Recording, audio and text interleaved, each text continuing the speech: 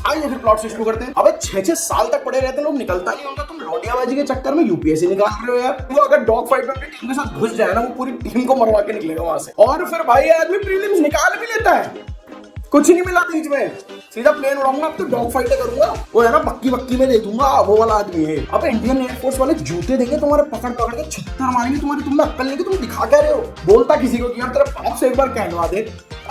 थोड़ा बहुत छिछोरपना कर ही ले आने के तो ऐसे रोक मत खुद को। क्या पता एक्चुअली सुंदर लड़की मिल जाए। मैं उस एक सीन के लिए एक्चुअली पूरी फिल्म दोबारा देख सकता हूँ। मेरा बच्चा कौन पालेगा? तू।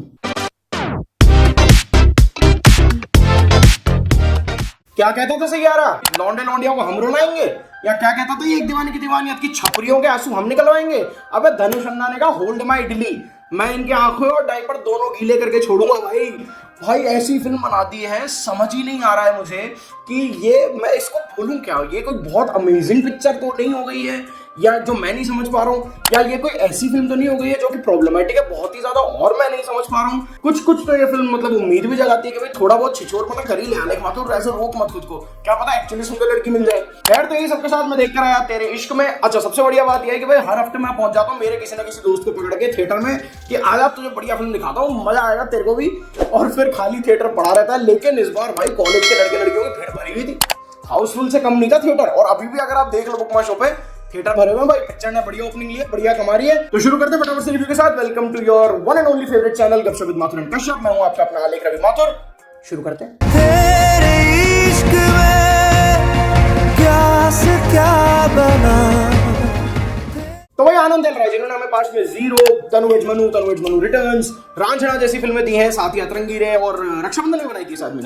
बढ़िया फिल्में बनाता है, लेकिन इसकी एक आदत है कि भाई सेकंड हाफ मेरा फिल्म को एकदम अब्सर्ड कर दो। और ये आदत जान नहीं है, ये आदत इसमें भी है।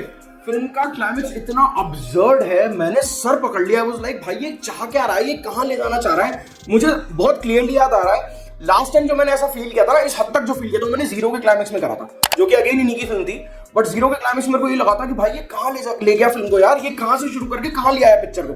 सेम वही चीज हुई है इसमें भी। अब फिर बात वही, आप इसका साथ देके आगे बढ़ जाओ तो बढ़ जाओ, अदरवाइज तो फिर लॉजिक ढूंढते ही रहो, बैठे ही रहो आराम से, तो फिर परेशान ही होते रहोगे पिक्चर में पूरी। लेकिन मैं ये बात जरूर कहूंगा कि जो लड़के लड़की थिएटर में भरे हुए थे भाई, वो तो बिल्कुल परेशान नहीं हो रहे थे। उनके तो आंसू भी आ रहे थे, तालियां भी बज रही थी, सीटियां भी निकल रही थी, सब हो रहा था भाई।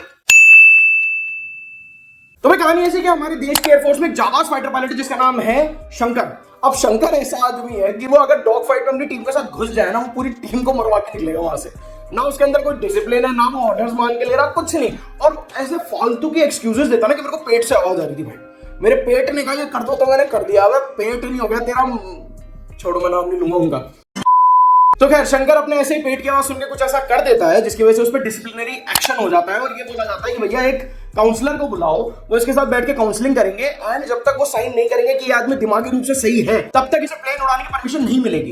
And at the same time एक वॉर लाइक सिचुएशन बन गई है दो फ्रंट से। चाइना ने भी अटैक कर दिया, हिंदुस्तान में पाकिस्तान ने भी अटैक कर दिया। तो दिल्ली से जो काउंसलर आती है वो है मुक्ति यानी कृति सरोन, और वो आके इनसे मिलती है और पता चलता है कि इन दोनों का तो एक पास्ट है। फिर कहानी पास में जाती है और पता चलता है कि भाई मुक्ति को अपने पीएचडी के लिए एक पेपर सबमिट करना था, एक थीसिस, और उसके लिए वो हेल्प लेती है इस आदमी की, और ऐसा फील कराती है इसे कि वो उससे प्यार में, ऑल्दो उसको शुरू से बता के रखती है कि दोस्त मेरे लिए सिर्फ काम है, कोई प्यार व्यार नहीं होगा। लेकिन शंकर भाई को प्यार हो जाता है मुक्ति से। शंकर भाई अपने प्यार का इजहार करते हैं, मुक्ति उन्हें मना करने की कोशिश करती है, मना कर नहीं पाती है कि भाई आदमी रिजेक्शन ले ही नहीं पाएगा, इतना गुस्सैल, इतना बिगड़ैल, इतना जो है छिछोरा आदमी है ये नहीं ले पाएगा भाई रिजेक्शन। और जो कि वो है भी, डूसू का एक्स प्रेसिडेंट उनको बताया है।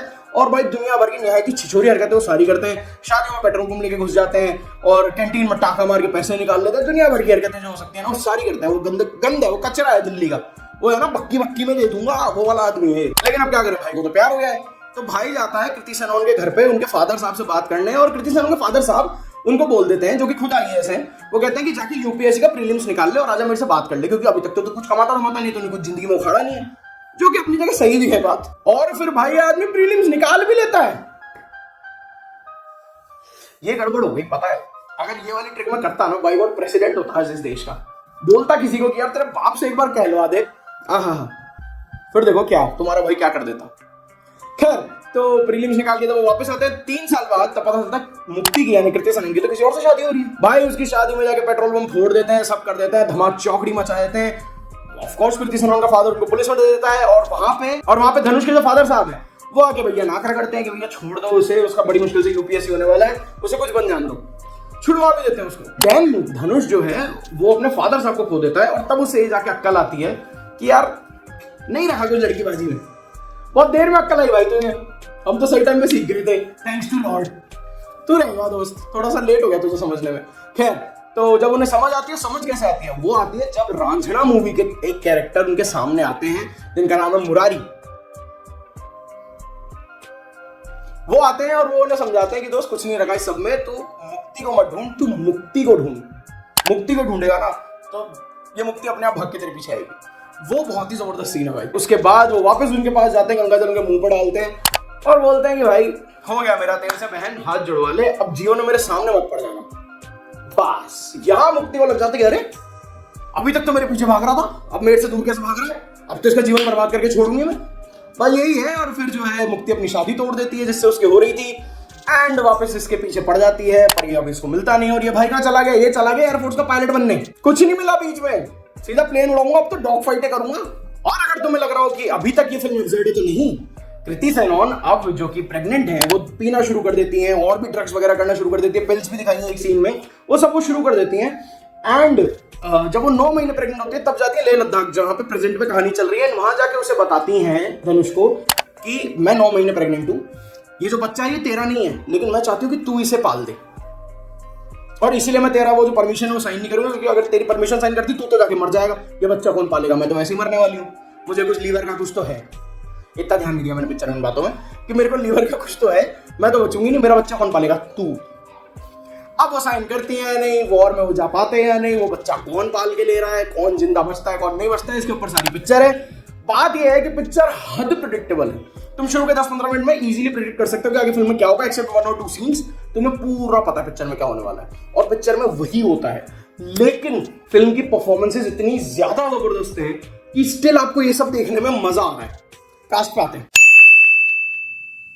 भाई, सबसे पहला नाम और सबसे बड़ा नाम धनुष। धनुष ने आग लगा दी है पिक्चर में। अगर आप उनकी थोड़ी सी डायलॉग डिलीवरी के साथ प्रीव्यू हो सकते हैं कि हाँ यार, उनको दिखाया भी तो तमिल डिसेंडेंट ही है ना, ऐसा तो है नहीं कि वो पंजाबी आदमी जो तमिल में बात कर रहा, नहीं, उन्होंने इस कैरेक्टर को बहुत अच्छे से समझा, बहुत अच्छे से निभाया है। वो जो एक दिल जला आशिक है कि भाई मैं प्यार में बर्बाद ही होके मानूंगा यार, वो वाला ही आदमी। प्रीलिम्स निकाल लिया तो भी तेरे प्यार के लिए, मतलब मैं एयरफोर्स पायलट बन गया तो भी भूल नहीं पा रहा हूँ, खाल जले ही जा रही है भाई की। इसके अलावा तो मेरे लिए सबसे बड़ी स्टार है फिल्म की, वो है कृति सेनन। भाई इतना डिफिकल्ट ये कैरेक्टर है, इतना लेयर वाला कैरेक्टर है, कृति सेनन ने क्या जबरदस्त काम किया है भाई साहब, बहुत बढ़िया। मुझे मजा आया फिल्म में उनको देख के। मेरे हिसाब से she was the best performer of the film. इसके अलावा छोटे छोटे रोल में भी बढ़िया एक्टर्स लिए हैं, जैसे कि जो शंकर के दोस्त बने यानी प्रियांशु, उन्होंने बहुत अच्छा काम किया इस वेद। देन प्रकाश राज साहब, भाई वो आदमी क्या ही एक्टर है यार, 10 मिनट के लिए आता है, पूरी पिक्चर खा के निकल जाता है। वो जो एक लाइकेबल लवेबल फादर वाली पर्सनालिटी उन्होंने पूरी फिल्म में कैरी करी है ना, मजा आ गया भाई गॉड उसमें।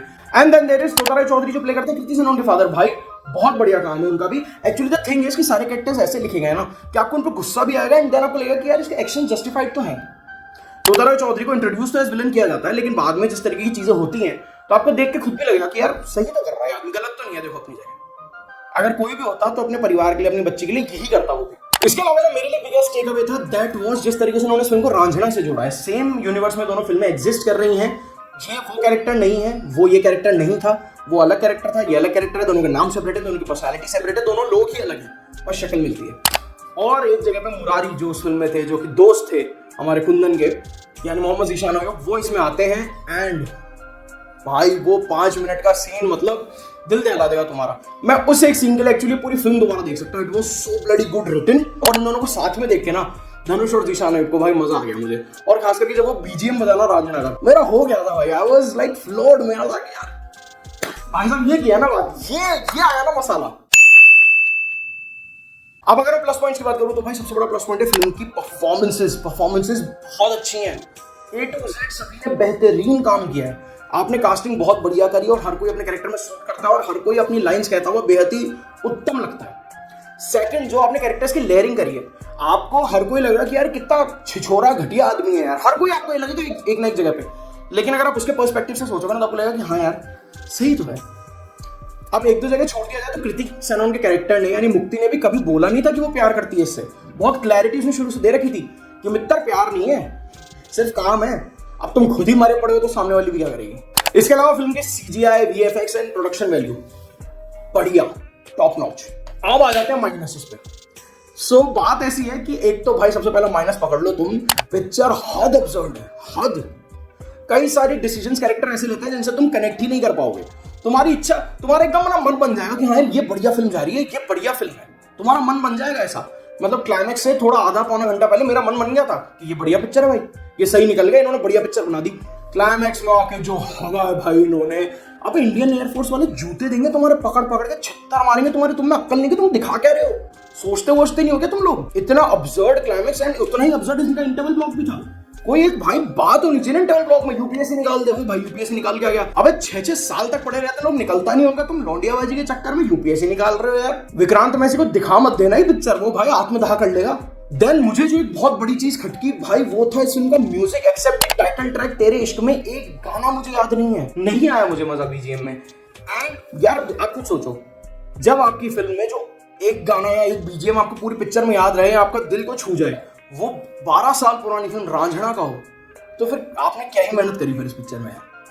कुछ नहीं था बीजीएम के नाम पे या म्यूजिक के नाम पे, हल्का रह गया काम। और ए.आर. रहमान को मैं पिछले कुछ टाइम से देख रहा हूँ, ए.आर. रहमान साहब को मैं पिछले कुछ टाइम से देख रहा हूँ, डिलीटेड फोल्डर दे देते हैं कि क्या करते हैं भगवान जाने, लेकिन वो मजा नहीं आ पा रहा है यार। देखो दोस्तों, लेकिन अच्छी बात फिर यही है कि डायरेक्टर साहब और जो राइटर्स हैं उनको अपनी टारगेट ऑडियंस पता थी, उनको पता था कि जनता कहाँ रोएगी, कहाँ आंसू टपकेंगे, वो उन्होंने वैसे के वैसे ही लिखे हैं। और फर्स्ट हाफ कुछ जगह पे लिटरली ट्रॉमा तो देता है भाई, आपको ऐसा लगता है कि ये वाली हरकतें तो मैंने भी करी है, अब कैसे हंस दूं इस आदमी पे, कैसे इसको बोल दूं कि ये बेवकूफाना हरकतें किया, तो ये सब कुछ मैंने भी है। खैर छोड़ो, नहीं जाएंगे उन गलियों में नहीं जाएंगे हम। फिलहाल के लिए फाइनल वर्डिक्ट पे आते हैं।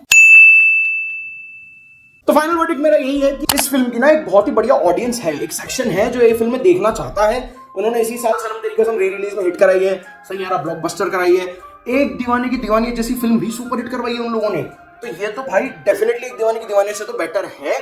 हाँ, बिट्स एंड पीसेस में, पार्ट्स में फिल्म बहुत ज्यादा बकवास है, बहुत ज्यादा अब्सर्ड है, बहुत ज्यादा वाहियात है, लेकिन वहां पे भी परफॉर्मेंसेस लोगों की इतनी अच्छी हैं, इतनी ज्यादा बढ़िया हैं, स्पेशली कृति सनोन, धनुष एंड प्रकाश राज, इन तीनों ने तो इतना जबरदस्त काम कर दिया है कि आपको स्टिल लगेगा कि नहीं यार एक बार तो देखी जा ही सकती है। तो अगर आप एक बार देखना चाहते हो, अगर आप सिनेमा के ऑडियंस हो, तो डेफिनेटली ये फिल्म देख सकते हो भाई एक बार। अदरवाइज नेटफ्लिक्स पे है तो एक बार देखना, नेटफ्लिक्स पे ही है। अब अगर फाइनल रेटिंग बात करूं तो मेरे हिसाब से तो 3 स्टार मिलने चाहिए इस फिल्म को, क्योंकि ये कोई बहुत मैग्निफिसेंट नहीं बन पाई, लेकिन it is a good above average love story.